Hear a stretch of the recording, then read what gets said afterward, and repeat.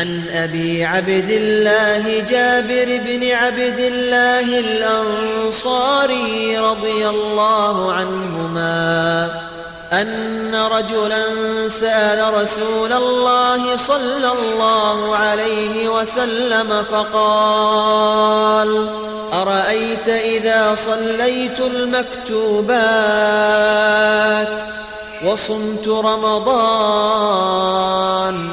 وأحللت الحلال وحرمت الحرام ولم أزد على ذلك شيئا أأدخل الجنة؟ قال: نعم.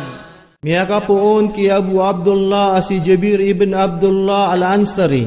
Mia suat kirana dua swallah. Amma ta'an adna mama ini seunian su Rasulullah sallallahu alaihi wasallam sapi teruyan. Aai aranganaka. Amai ka sembayangan akan sumanga paralo.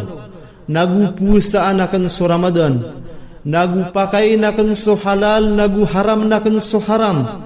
Sada ayuman nakan sana syai. Ino pekasulda ko surga piteruyan auai.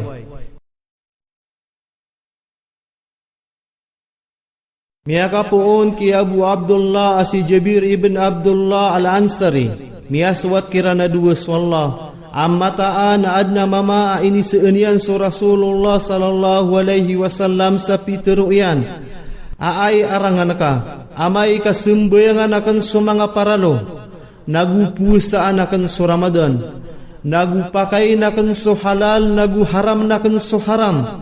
Sada ayuman akan sana syai. Ino pekasulda ko surga piteruyan auai.